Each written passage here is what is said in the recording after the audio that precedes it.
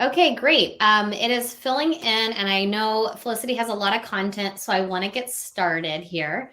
Um, Sorry, I was just like lost my notes page. There we go. Um, okay, everybody, welcome. This is kind of a newer content for us at the Women in Product conference. This is a workshop, so it's definitely meant to be interactive. This is a live session as opposed to the pre-recorded. So we're actually here. We're going to respond to your questions and chats. We'll have some polls in there. And please use that. I'm the moderator. I'm Casey Alderetti. I will go off camera in a bit, but I'll be here to kind of help direct and support Felicity. Just a quick intro for Felicity. She is currently a senior product manager of growth at Pinterest. And brings a wealth of product management experience. Prior to this, she was at Workday. She's also a guest lecturer at Dublin City University. And I am really excited to hear this content. So please engage. You all being here makes the event even more valuable. So take it away, Felicity. Perfect. Thank you. Thank you for that lovely introduction. So thanks so much, everyone, for coming to my talk, Bring Your Product to Life, Prototyping 101. To kick off, I'd like us to just kind of imagine a world where you know for certain what you're releasing is easy to understand, intuitive, and usable by your users. Now, what if I was to say that this is actually possible today, and your team could be doing this and ensuring this type of functionality already today, and you could be doing this with prototyping. So this is the topic for my talk today.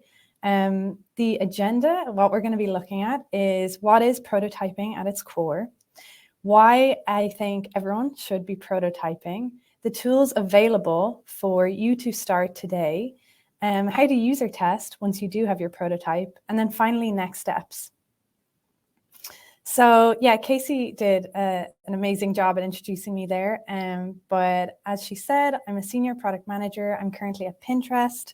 I'm located in Dublin, Ireland. And previous to Pinterest, I was at Workday for 4 years.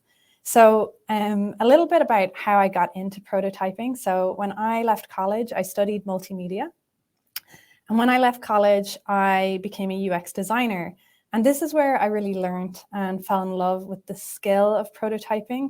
And I was thinking a little bit about this when I was preparing for this talk. What is it that I love about prototyping? And I think it's because it's kind of like arts and crafts. You start with a blank canvas, and then you kind of slowly build up the illusion of your feature ideas. So that's a little bit around my background. What I'd love to know is who is joining us today. So I have a poll, which I'm going to publish here. And basically, I'd love to just know if your background is in engineering, design, data, or anything else. And if you do fit into the other category, please feel free to pop it into the chat. Hopefully everyone can see that. Oh, great. Very interesting. So we have a large portion of people from engineering, a little bit of design, a little bit of data, and we also have people coming from other industries or areas. So, oh, excellent. So we have QA engineering, project management, finance, straight into PM as a new grad. So this is one of the amazing things about product management is that we all come with a different set of skills. And what I'm hoping today is that you can all learn a new skill, which is prototyping, which I think with kind of the different levels of entry, you can definitely pick up today. Somebody else was in media before product management, like myself, PMM, great. So in terms of, I guess, what is prototyping, would anyone be able to just throw into the chat a description of how you think prototyping, what it is and what it means to you?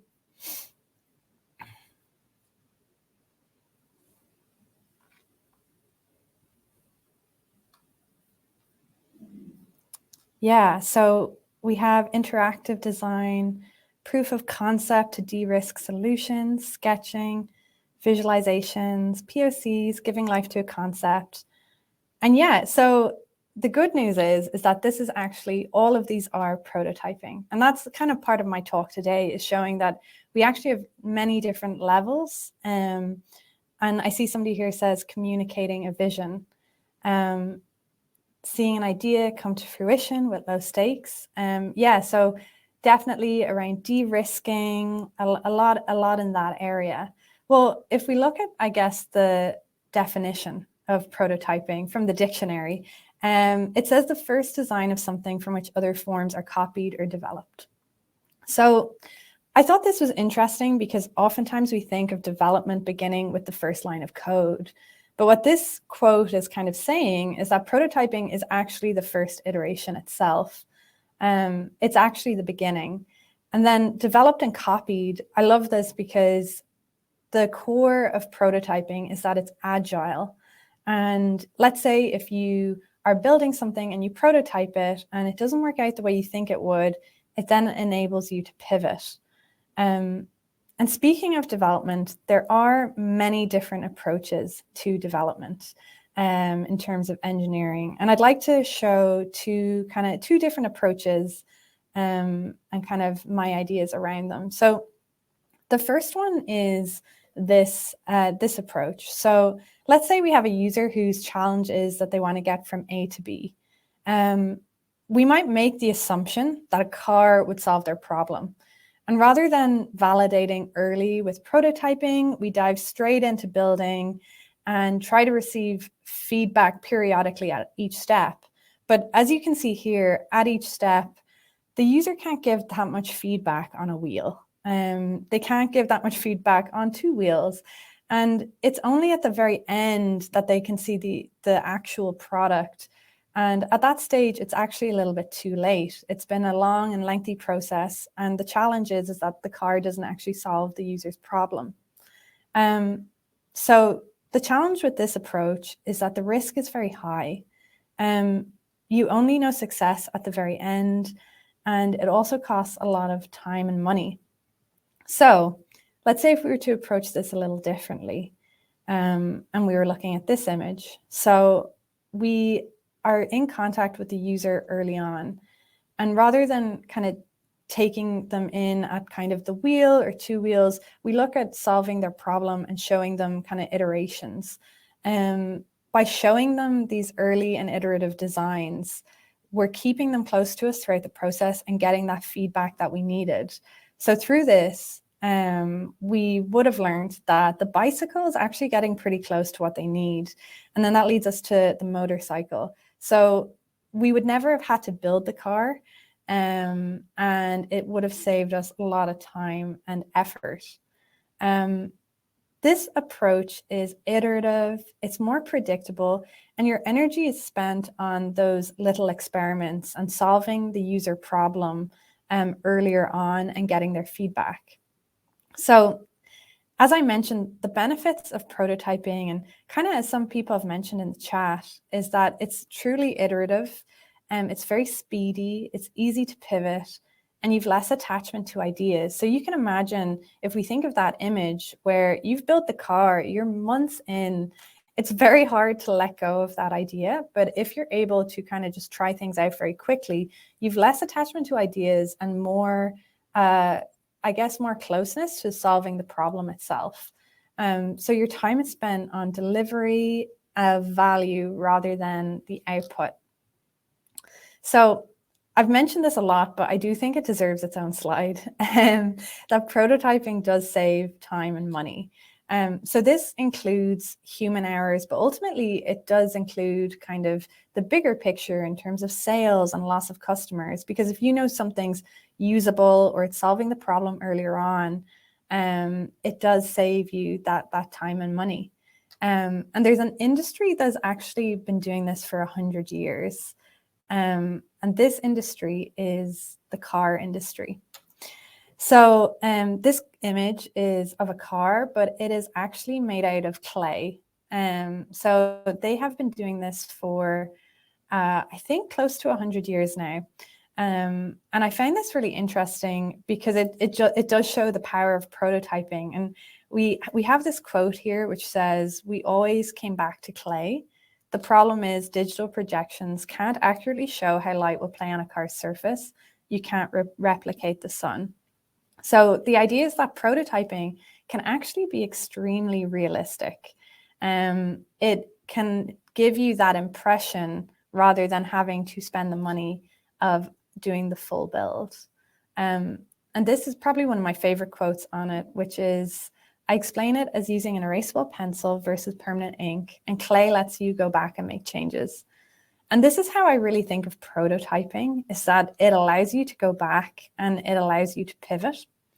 And it also allows you to try many ideas at one go. So rather than kind of getting tied to your first idea, you can try many, many different ones and be very creative with it. So that brings us to our exercise for today. So I know in the invite it said to bring a piece of paper and a pen. So what we're going to do now is an exercise, and it's called Crazy Eights. Has anyone ever actually done Crazy Eights before or heard of this?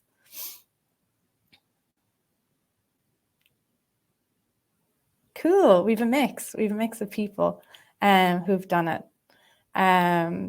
Yeah, so I really love this, and I'll explain why I love it in a little bit. But for the purpose of today, we're going to do crazy fours,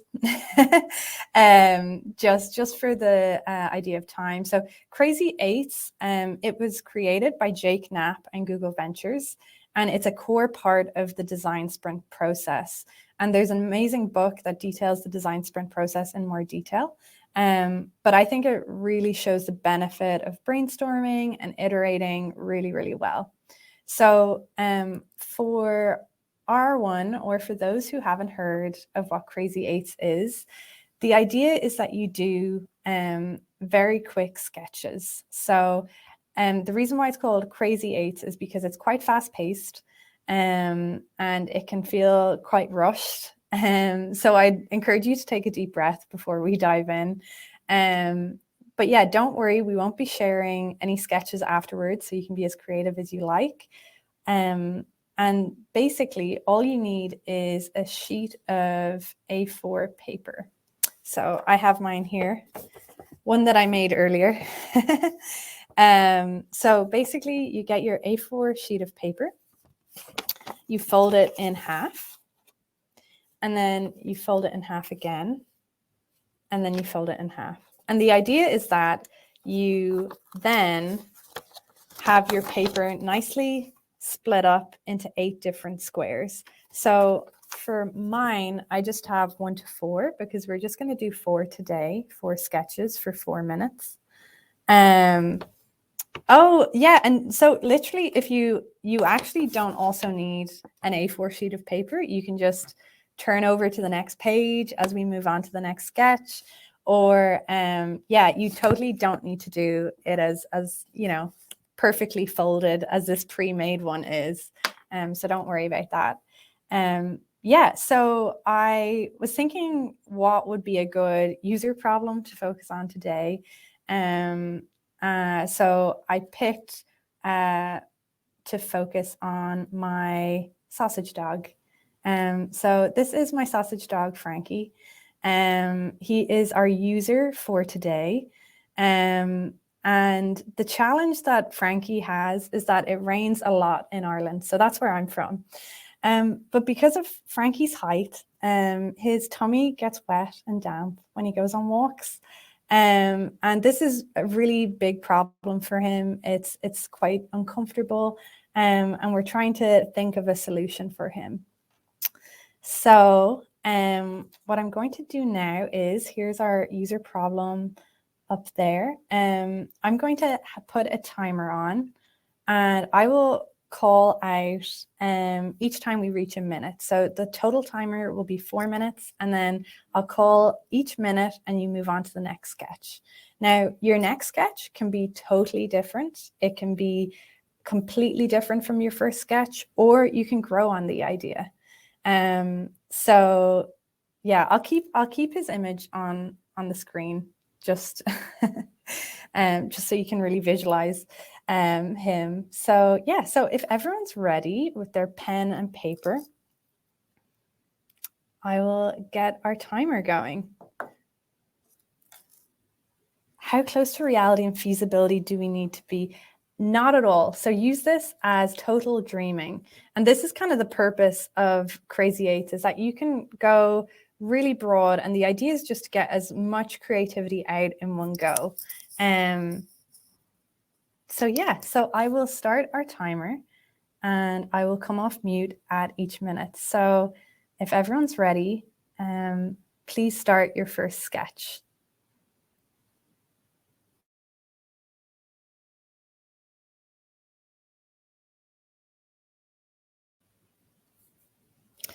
Excellent question. So we have somebody says, is it that he doesn't like getting wet in the first place or doesn't want to be damp after the walk?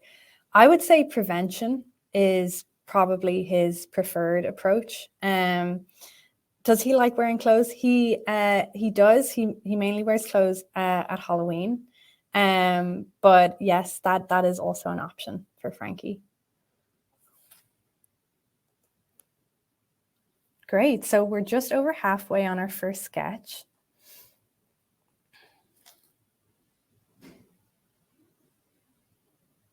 Does he like to keep himself warm? It is cold in Ireland. So yeah, definitely that could be of benefit to him.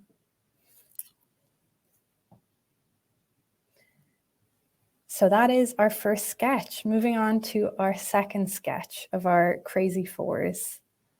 So don't worry if you haven't finished your first sketch. Just move on to your next one, start afresh.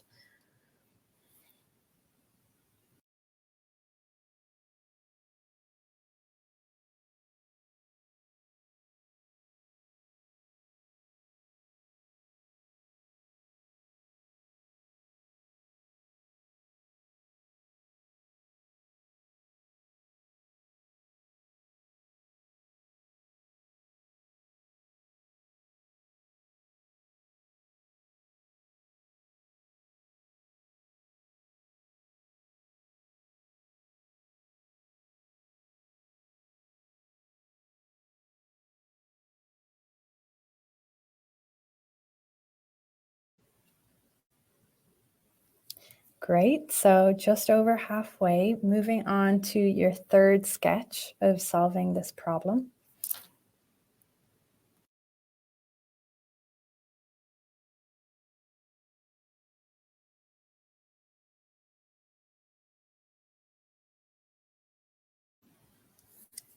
Is it the active rain that causes the problem or the puddles? Ooh, that's an excellent question. I would say it's a combination, definitely, because I guess once the rain lands, then we've got some puddles forming.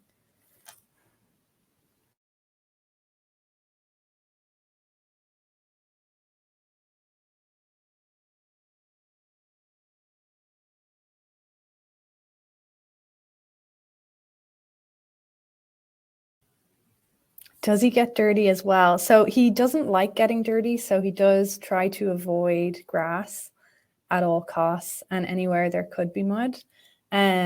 So he avoids it, but maybe in the future he would like to walk there if he didn't get so wet. Great, we're moving on to our last and final sketch. Don't worry about your previous sketches, focus on the next idea that you have.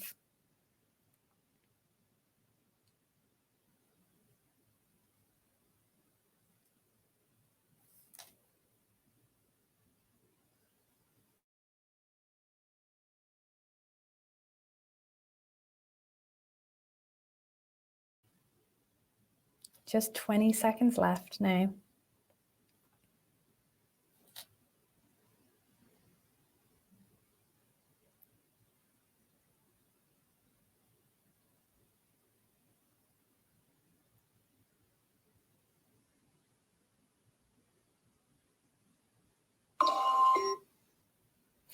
Great. Okay, so that was our crazy fours. Maybe take a deep breath after that, because I know it can be quite intense when you're in the moment.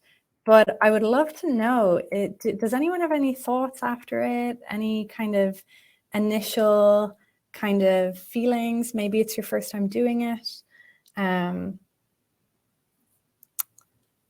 Yeah, so we have so fun here. And this is what struck me as well, is that it was really fun to come up with ideas so quickly. Because like that, yeah, we have love the opportunity to be creative, creative thinking, craziest ideas. And yeah, this is the part of product management that I really love, is the creativity. And this type of exercise that comes from design sprints is really encapsulates that really well. Yeah, and somebody says so helpful to hear people's questions coming through. Yeah, it made me think about Frankie's journey with Rain a lot deeper as well, things that I hadn't even thought of. But yeah, so I love this because it shows the power of iteration. Oftentimes we choose the first idea. That's something that stood out to me when I did this for the first time, is that oftentimes we hear a problem and we come up with a solution. And afterwards we say, okay, let's build that. And you dive right in, and you kind of just go with the first idea and see what happens. But even if you allow yourself 4 minutes, or let's say 8 minutes, which is the way this kind of exercise is normally set up, you have the opportunity to come up with much more creative solutions, alternatives, and it gives us that room that we wouldn't normally have. So if we kind of think of that as we move into prototyping, I guess the first thing is where to begin if you do want to prototype. And I'd say the very first thing is to just be informed of your problem. So we had some really good questions there. So firstly, think about your problem that you're trying to solve, your overall vision for the product, your customer needs and feedback. And then just keep in mind that this is not, prototyping doesn't necessarily solve market fit. So it's more so based on usability and thinking about how usable your product will be, or your feature, when it is in the hands of your users. And oftentimes we think we need to know how to draw, or know how to be a graphic designer. And while that definitely helps, there is the prototyping toolkit, which is actually a lot simpler than this. So if you can draw a square, you can definitely prototype.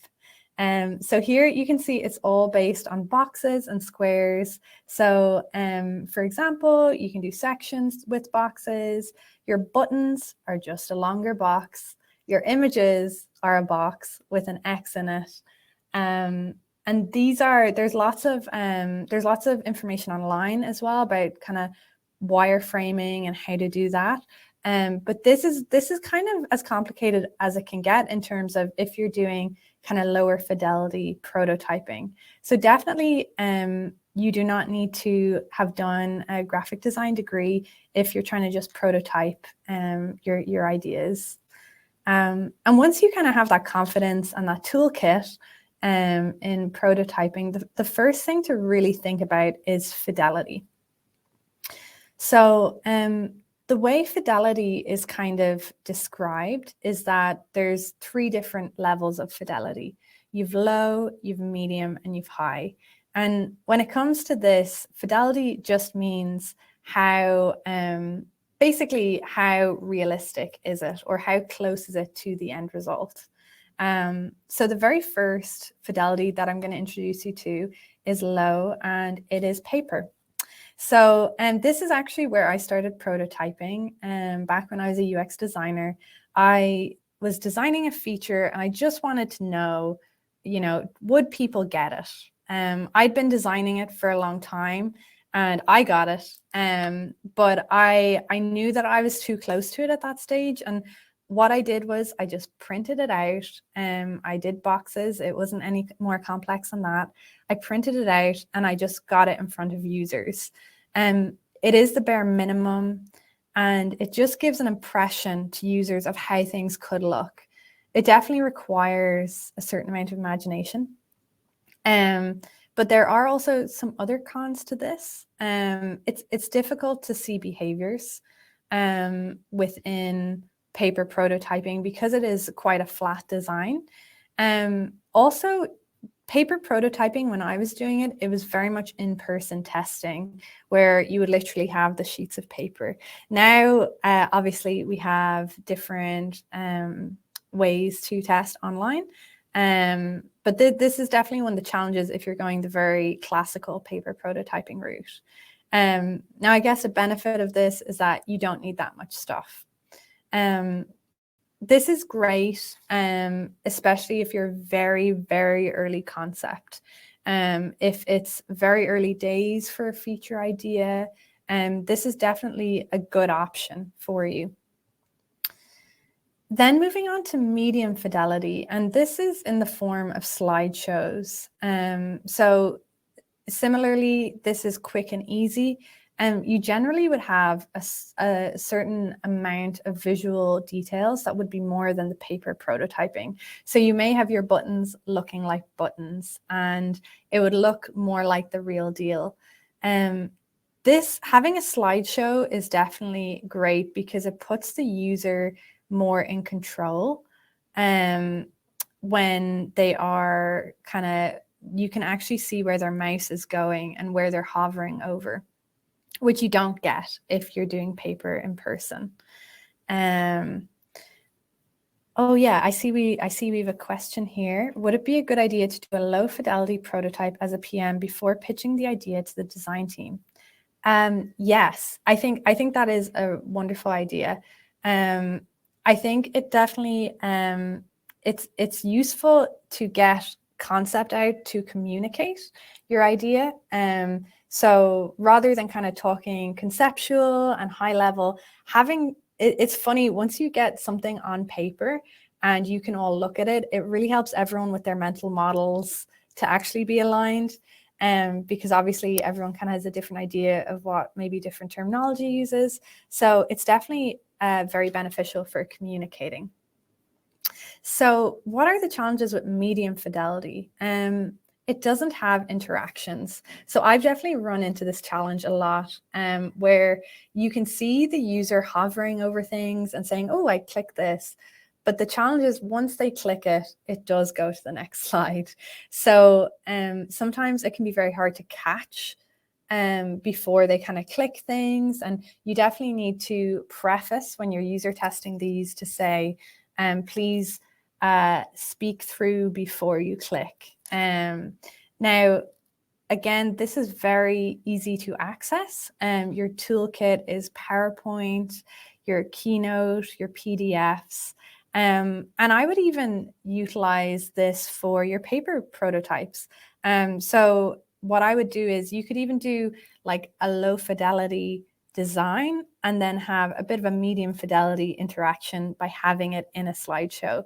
And yeah, as I said, this is kind of a nice happy medium, because I guess then we move into the higher fidelity. And this is interactive prototyping. So this would have all your visual details. It requires an investment from the dev team if you don't necessarily have the skill set yourself to do HTML and CSS. But the benefit is that it has all the interactions. This is specifically good if you do a lot of interaction design, for example, like maybe your buttons animate, or that is kind of more the space that you're creating product. This is definitely a good option for that. And obviously the challenges with this is that it's time consuming.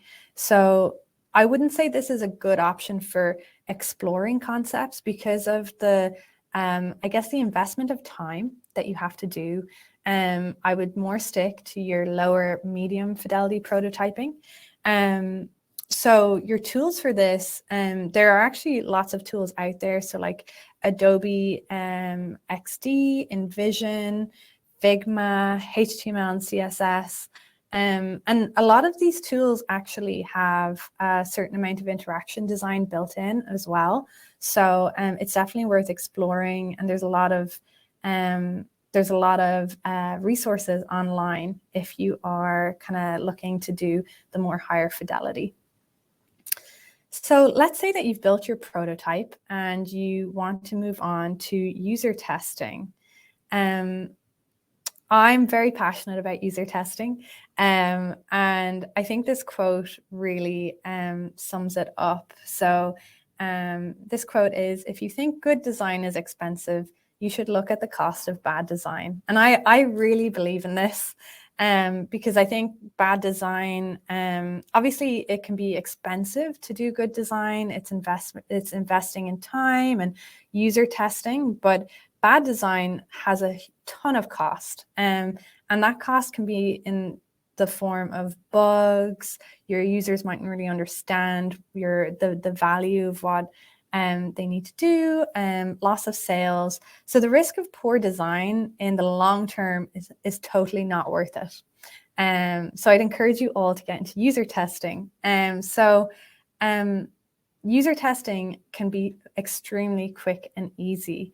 Once you kind of know how to kick off, and kind of a few guiding ideas around it, which I'm going to say now. Beforehand, I wanted to just show this graph, and I'd love to know if anyone knows what this graph, what those axes, what they mean on this graph. If anyone's ever seen it before.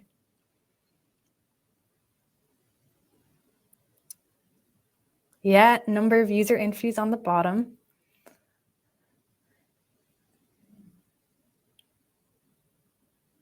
Yeah, interesting. People to interview, yeah. Diminishing returns of interviews and tests. Yeah, exactly. So what this graph represents is your number of test users and the usability problems found. So this totally blew my mind when I saw this. Like, this was a pivotal moment for me in my career when I saw this graph. This graph is from Norman and Nielsen's website. So they have an excellent website around finding details on user testing and all things UX. But from their research, they discovered you will find the majority of usability issues by just testing with 5 users. So you can see here, once you get to around 5 users, the usability problems kind of peters out, and you're in that kind of 80% range. And let's say if you were releasing a product and you knew 80% of the usability issues were gone, that would be phenomenal. And this is only necessary for 5 users. So oftentimes we think, I need a huge amount. I need to user test with 20 users. And as PMs, there's a huge cost to that. So if you're doing a user test, it could take maybe half an hour to 45 minutes. And if you have to do 20, that's a lot of time. So 5 users is something that I think is totally manageable. And especially if you find it tricky to get time with users, this is really very accessible in terms of getting your ideas out there. So when you kind of start user testing, these are kind of the key things that I would say are most important to focus on. So for user testing, you really want to have no leading questions. So you're focusing on the how and the why. You want to just make sure that you're not leading them to the answer, which can be very challenging as a PM when you're watching people use things, because that button that you thought was totally obvious, when you get it in front of users, it really is eye-opening. Then I'd say also it's not a sales pitch. So again, this is the challenge with user testing as a PM. Oftentimes, as PMs, we love communicating, we love kind of promoting our ideas. But when you're user testing, you want to make sure that you're not promoting what you are showing the user, because you want kind of that core raw reaction. And people are quite aware when they're I guess when they're being shown things, what kind of reaction you want to get out of them. So you want to try and just leave it up to them and let them do most of the talking. And then the final thing I'd say to keep in mind with user testing is that you want to be aware of confirmation bias. So confirmation bias is a type of cognitive bias that involves favoring information that confirms your previously existing beliefs or biases. So what this means is that as a PM, you're gonna really know the problem. You're gonna think that the solution you're showing is the best solution, and that's why you're getting it out there. But one of the most valuable things I've learned as a PM is the ability to be wrong and basically have that idea that you thought was rock solid, get in front of users and find out that there's actually a few holes. So I'd really recommend, the best thing, I guess, for combating this is being open to being wrong and also being inquisitive, because the idea is that if you're wrong, that is actually opens up a lot of opportunity for your feature rather than you kind of getting very attached to that first idea. Yeah, so let's say you like the idea of prototyping, you want to do user testing, but you'd like a little bit more structure around your first go at this. So there are many, many frameworks out there to help. And one of these that I would recommend that I mentioned earlier is design sprints. Maybe some people have taken part in design sprints before, but for those who don't know, a design sprint was originally created by Google Ventures and Jake Knapp, and it's very similar to design thinking. But the idea is that you stay within this ideation and learning rather than getting involved in the building and launching area, which is time consuming and costly. And a design sprint takes place over a week. So this is the original design sprint format. I know they actually have shorter variations online. People have kind of experimented with doing a different amount of days. But there's an amazing book, I think somebody left it in the chat, by Jake Knapp and Google Ventures, which explains all this in more detail. So I definitely encourage you to look into that, especially if you loved the Crazy Eights exercise. So what now? So we've chatted about prototyping, you've learned the basics, and you've got a taste of kind of what you could do. What would I recommend now? So I'd say there's a few considerations first. So the first thing is that it's a tool. So like with all tools, there's kind of good points to use it and other areas where maybe lower fidelity or higher fidelity. So try and assess that and see which would make sense for you and your timeframes. As I said, it's not market research, so not to be used for that. It's mainly around usability and gauging users' reactions. Don't use it as a sales pitch. And then finally, I'd say involve your engineering team. So this is really good for building empathy. So what I would do when I do user testing is I would basically be getting the engineers involved because at the end of the day, the more people on the team who build an empathy for the user, the better. Because what you then find is that you have engineers saying, actually, I think this button would be better here. And then you kind of open up the conversation, which is always great rather than kind of it all being on the PM necessarily. And then in terms of what now, there's lots of resources online, as I mentioned. I'd start the conversation in your organization. If prototyping isn't kind of something that's done much, I'd start the conversation. And then I would say prototype something. So as I said, start with paper, work your way up. Start with a napkin even. It's something that is so accessible and it'll really help communicate those different ideas that you have, as well as getting it in front of users. So to, I guess, end my talk or end this workshop, I found this quote that I'd really love to share. And it says creativity is inventing, experimenting, growing, taking risks, breaking rules, making mistakes, and having fun.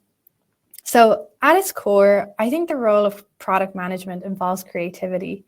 And what I'd leave you with today is to think of prototyping as giving form to your creativity. As I said at the beginning, I think it's very similar to arts and crafts, which is why I think I love it so much. You begin with nothing, you start with a blank sheet of paper, and then within a short space of time, you can create the illusion and dreaming space for your features and product. So I think it's definitely worthwhile, and I hope you all have a great time prototyping.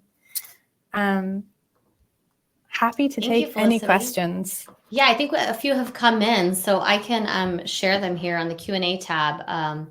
One of them was about when creating a prototype, how much time goes into thinking about the system's design, the back end, or is that just something you put on hold? Excellent question. Because feasibility is something that is obviously incredibly important. So there's definitely times where you go broad and blue sky and anything is possible, like we did with Frankie the Dachshund earlier. But yeah, what I would say is I think about your time frame. So if this is something that you have a shorter time frame, I would loop in your engineers earlier on and see how complex certain things are. So let's say if you think you might just get one round of user testing before the team start building, I would bring in your engineers earlier on to talk about feasibility. If you have a longer time frame and you have time, let's say if you're talking about longer strategy and you have the space to come up with lots of different ideas, I would say go creative. Specifically, if you're dealing with a challenge that needs to be totally reimagined, I would go as creative as possible.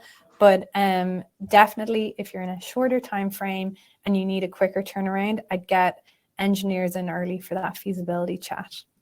That is a helpful way of thinking about it. I hadn't thought about that. If you have less time, you need to accelerate like feasibility question and not like wait until later.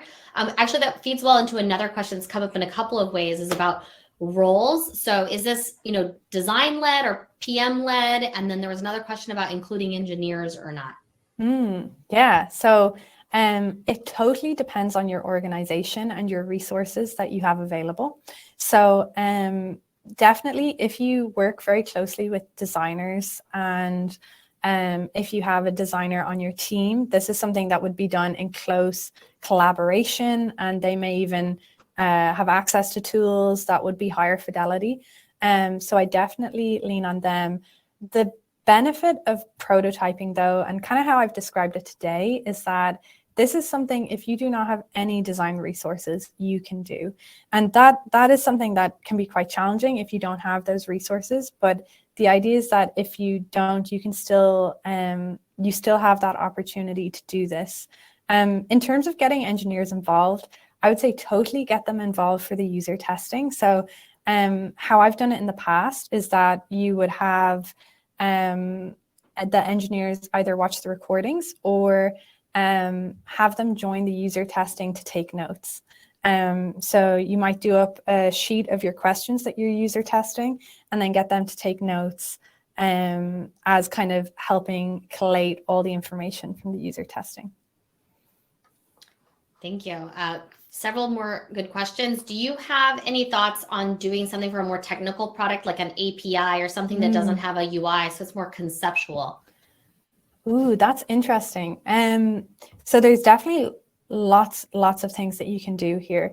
You can definitely do things like around card sorting, which I would recommend looking up. So card sorting is more around gauging users' mental models of what you're doing. So basically, that is something that might be more conceptual. How you do that is, let's say if you have an API, or if this is often, card sorting is actually often used for navigation and navigation structures. So you basically get the user to map where they think things should live. So that is an option. In actually the Design Sprint book, they do talk about doing more back-end systems. And I do know design sprints have been used for even those more back-end things. But yeah, I'd look into card sorting because that's another way of kind of gauging reactions. Okay, I think we have a few more minutes here until there's a wellness break in about 4 minutes. So if you're good to hang out, Felicity, a few more questions totally. here, and people can keep bringing them in either the chat or the Q&A tab. Do you have feedback or resources on creating a prototype test plan? So what specifically to test with users? Oh, interesting. I would say user flow. I think a user flow is always the best option. If I'm understanding the question correctly, I would try, if you have something that you want to test specifically on your page, I would almost embed that in a user flow. So have them go through the process of your product, and then they will come up against this new feature. And the benefit of doing a user flow is that they kind of get, as I said, it's an illusion. So users kind of get lost in it, and they then come across it, and you can gauge that reaction as they come across it somewhat naturally in their process. Obviously, it's a user test, so it's quite set up, but I would recommend doing it that way. So prior to your user test, this is what I do. I map out the flow that I want them to go down. So I just map it out myself with just boxes. And that kind of becomes the test plan, like mapping out that flow is your plan for how I'm going to approach it. And what you get your questions. Yeah. So your questions then come from that flow. And yeah, so that's kind of how I approach it. I don't know if this one, I'll go and ask it, but if it's too hard, let me, you can defer it. But how do you bring in complementary data, qualitative or quantitative, to help guide design sprints and prototyping? Yeah, so this is a great question.